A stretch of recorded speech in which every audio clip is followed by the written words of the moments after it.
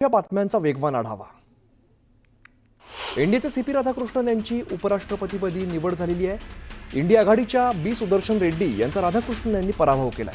राधाकृष्णन उपराष्ट्रपती पदाची निवडणूक जिंकल्यानंतर पंतप्रधान मोदींनी सोशल मीडियावरती पोस्ट करत त्यांचं अभिनंदन केलं।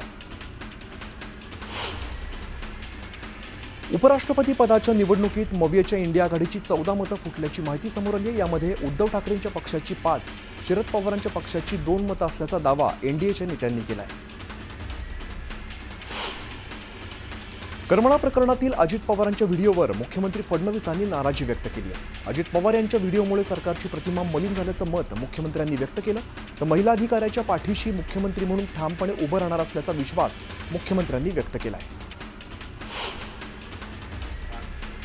माढा तालुक्यातील कुर्डू गावातील मुरुम उत्खननावरून राष्ट्रवादी शरदचंद्र पवार पक्षाचे खासदार धैर्यशील मोहिते पाटील यांनी निशाणा साधलाय। पोलीस उपाधीक्षक अंजना कृष्णा यांचा व्हिडिओ आधी महसूल अधिकाऱ्यावरती हल्ला करण्याचा प्रयत्न केल्याचा आरोप धैर्यशील मोहिते पाटील यांनी केला। मुरुम कारवाई विरोधात कुर्डू गावात सर्वपक्षीय बैठक पार पडली। या बैठकीतील एक व्हिडिओ सध्या व्हायरल होतोय। मुरुम कारवाई दरम्यानचा व्हिडिओ व्हायरल करणाऱ्यांची चौकशी करून त्याचा कार्यक्रम करू असा नितीन जगताप यांचा नवा व्हिडिओ व्हायरल झालाय। त्यामुळे आता नवा वाद निर्माण होण्याची शक्यता आहे। ओबीसींच्या मागण्यांसंदर्भात मुंबईतील सह्याद्री अतिथीगृहावरती बैठक पार पडली। मंत्री चंद्रशेखर बावनकुळेंसह ओबीसी महासंघाच्या शिष्टमंडळाने बैठकीला हजेरी लावली। ज्यांना कोर्टात जायचंय त्यांनी जावं, त्यांना आंदोलन करायचंय त्यांनी करावं असं बबनराव तायवाडे म्हणाले। तर ओबीसींच्या आरक्षणावरती मराठा समाजासाठी काढलेला जीआर कोणताही परिणाम होणार नसल्याचं अतुल सावे म्हणाले। आरक्षणाबाबतचा जीआर सरकारने प्रचंड दबावाखाली काढला। शासनाच्या मराठा आरक्षण जीआरमुळे राज्यात नाराजी आहे। जीआरबाबत मुख्यमंत्र्यांना पत्र लिहिलंय असं छगन भुजबळ म्हणाले। जीआर मागे घ्या किंवा त्यात बदल करा अशी मागणी भुजबळांनी केली आहे। जीआरमधील मराठा समाज शब्दावरती आमचा आक्षेप आहे। ओबीसी कुणबी मराठा असा उल्लेख हवा असं छगन भुजबळ म्हणाले। मराठ्यांना ओबीसीतून आरक्षण देणं चुकीचं आहे असंही भुजबळ म्हणाले। आमदार रोहित पवारांनी राजकीय द्वेषापोटी मंत्री चंद्रशेखर बावनकुळेंवरती खोटे आरोप केल्याची टीका भाजप आमदार बबनराव लोणीकरांनी दिली आहे। प्रसिद्धीसाठी रोहित पवारांनी आरोप केले असंही बावनकुळे म्हणाले। आयुष कोमकर हत्या प्रकरणातील 6 आरोपींना पोलीस कोठडी सुनावण्यात आली आहे। 15 सप्टेंबरपर्यंत आरोपींना पोलीस कोठडी सुनावण्यात आली आहे। पुण्यात 4 दिवसांपूर्वी आयुष कोमकरची आंदेकर टोळीने हत्या केली होती। गोकुळ दूध संघाची सभा यावर्षीही वादळी झाली। गोंधळातच सर्व विषय मंजूर करण्यात आले। संचालकांची संख्या 21 वरून 25 करण्याचा ठराव मंजूर करण्यात आला। तर शौमिका महाडिक यांनी मात्र याला तीव्र विरोध दर्शवला। मराठा आरक्षणासंदर्भातील जीआरची अंमलबजावणी करण्यास थोडा कालावधी लागेल हे मनोज जरांगेंनी समजून घ्यावं अशी विनंती राधाकृष्ण विखे पाटील यांनी केली। तर कोणताही दबाव सरकारवरती नव्हता, विचार करून निर्णय घेतलाय। त्यामुळे भुजबळांना भेटून त्यांचा गैरसमज दूर करणार असं विखे पाटील म्हणाले।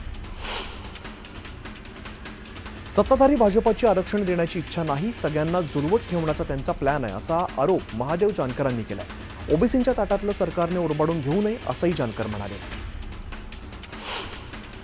अभिनेत्री शिल्पा शेट्टीचा पती राज कुंद्राच्या अडचणीत वाढ झाली आहे। 60 कोटींच्या फसवणूक प्रकरणात राज कुंद्राला मुंबई पोलिसांच्या आर्थिक गुन्हे शाखेने समन्स बजावलाय। राजला 15 सप्टेंबर रोजी चौकशीसाठी बोलवण्यात आलंय। माओवाद्यांचा सर्वोच्च नेता बसवराजूच्या मृत्यूनंतर माओवाद्यांच्या देशभरातल्या संघटनेचे सर्वोच्च नेतृत्व जहाल माओवादी देवजी उर्फ संजीवकडे देण्यात आले। टिपरी तिरुपती उर्फ देवाजीकडे माओवाद्यांच्या केंद्रीय समितीच्या सरचिटणीस पदाची जबाबदारी देण्यात आली आहे। चिपळूणमधील मयूर भोजने या तरुणाने मराठा समाजाबाबत आक्षेपार्ह विधान करत शिवीगाळ केल्याप्रकरणी तेढ निर्माण झाला। 2 मित्रांमधील ऑडिओ क्लिप व्हायरल झाली असून संबंधित तरुणाला पोलिसांकडून अटक करण्यात आली आहे।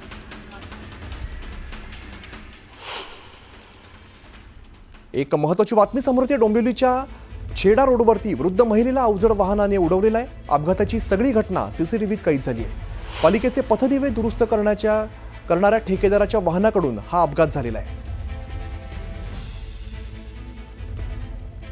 प्रदीप भणगे आमचे प्रतिनिधी अधिकची माहिती देतात। प्रदीप, डोंबिवलीत हा अपघात झालाय, काय नेमकं कारण आहे? आपण जर बघितलं तर डोंबिवलीतील तृप्ती मस्कर वय वर्ष 75 या वृद्ध महिलेला जे केडीएमसीची पथदिवे जी दुरुस्त करणारी जी इलेक्ट्रिक आणि वस्तू दुरुस्त करणारी जी कार आहे, या कारने धडक दिलेली आहे।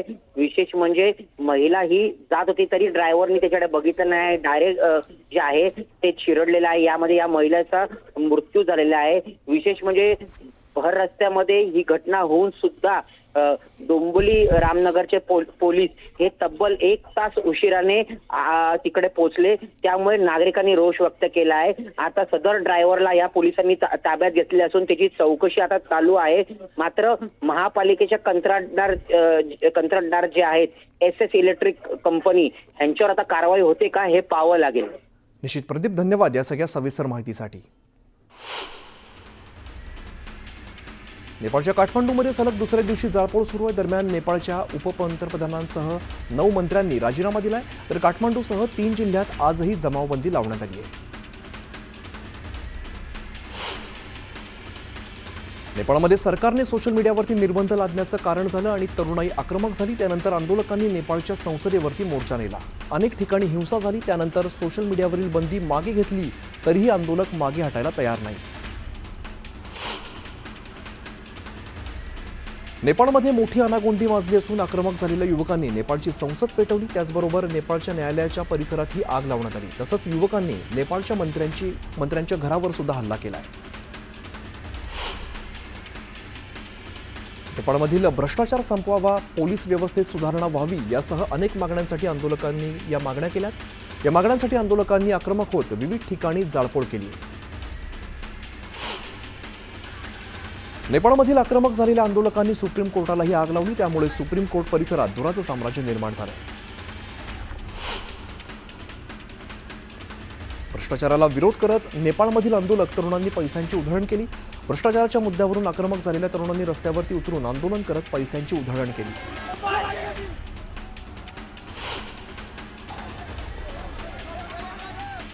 नेपाळचे माजी पंतप्रधान आणि नेपाळी काँग्रेसचे अध्यक्ष शेर बहादूर देउबा आणि त्यांची पत्नी अर्जू राणा देउबा यांना मारहाण करण्यात आली। तसंच नेपाळच्या अर्थमंत्र्यांनाही मारहाण करण्यात आली। नेपाळचे पंतप्रधान KP ओली शर्मा यांनी त्यांच्या पदाचा राजीनामा दिला। नेपाळचे राष्ट्रपती रामचंद्र पौडेल यांनीही आपल्या पदाचा राजीनामा दिलाय। तर बालेन शहा यांनी नवीन सरकार बनवण्यासाठी हालचाली सुरू केल्याची माहिती आहे। नेपाळमधील अराजक, जाळपोळ, दगडफेक आणि हल्ल्यांच्या घटनेमध्ये आतापर्यंत 23 आंदोलकांचा मृत्यू झाला, तर शेकडो आंदोलक जखमी झाले। आंदोलकांनी माघारी परतावं, आंदोलकांनी शांत व्हावं असं आवाहन बालेन शहा यांनी केलं। बालेन शहा नेपाळचे नवे पंतप्रधान होण्याची शक्यता आहे। गोंदिया जिल्ह्यातील राष्ट्रीय आरोग्य अभियान कर्मचाऱ्यांनी आपल्या मागण्यांसाठी सुरू केलेल्या संपामुळे ग्रामीण भागात अनेक प्राथमिक उपकेंद्र आरोग्य सेवा कोलमडल्याचं चित्र बघायला मिळतं। कंत्राटी कर्मचाऱ्यांचे नियमित सेवेत समायोजन करण्याच्या निर्णयाची अंमलबजावणी न झाल्यामुळे कर्मचाऱ्यांनी संप पुकारला आहे। भाकड जनावरांचा प्रश्न दिवसेंदिवस गंभीर होत असल्यामुळे शेतकऱ्यांनी शिव आर्मी संघटनेच्या नेतृत्वात संगमनेर प्रांत कार्यालयासमोर आंदोलन केले। यावेळेला पोलीस आणि शेतकरी आमनेसामने आले, त्यामुळे प्रांत कार्यालयाच्या आवारात काही काळ तणावाचं वातावरण बघायला मिळालं। सकल ओबीसी समाजावरती अन्याय झाला। ओबीसी प्रवर्गात घुसखोरी करण्याचा प्रयत्न झाल्याचा आरोप करत अखिल भारतीय महात्मा फुले समता परिषदेच्या वतीने भुसावळच्या प्रांताधिकाऱ्यांना निवेदन देण्यात आलं। चोपड्यातील तहसील कार्यालयावरती सकल ओबीसी समाजाच्या वतीने आंदोलन करण्यात आलं। ओबीसी आरक्षणाला धक्का लावणारा मराठा आरक्षणाबाबतचा GR रद्द करावा अशी मागणी यावेळेला आंदोलकांकडून करण्यात आली। बीड जिल्हाधिकाऱ्यांनी केलेल्या कारवाईविरोधात बीडमधील महसूल कर्मचारी आक्रमक झाले। गेवराई तहसीलमधील 12 कर्मचाऱ्यांवरती निलंबनाची कारवाई करण्यात आली। याविरोधात 1200 कर्मचाऱ्यांनी सामूहिक रजा टाकली, त्यामुळे 11 तहसील कार्यालयांमधील कामकाज ठप्प झाले। दरम्यान मागणी मान्य न झाल्यास बेमुदत संप पुकारण्याचा इशारा या कर्मचाऱ्यांनी दिला। वाशिम जिल्ह्यातील राष्ट्रीय आरोग्य अभियानाच्या 450 कंत्राटी अधिकारी आणि कर्मचाऱ्यांचं मागील 20 दिवसांपासून काम बंद आंदोलन सुरू आहे। सेवेत कायम करण्यासह मानधनवाढ आंदोलन सुरू असून जोपर्यंत मागण्या मान्य होणार नाहीत तोपर्यंत आंदोलन सुरूच राहणार असा इशारा देण्यात आला आहे।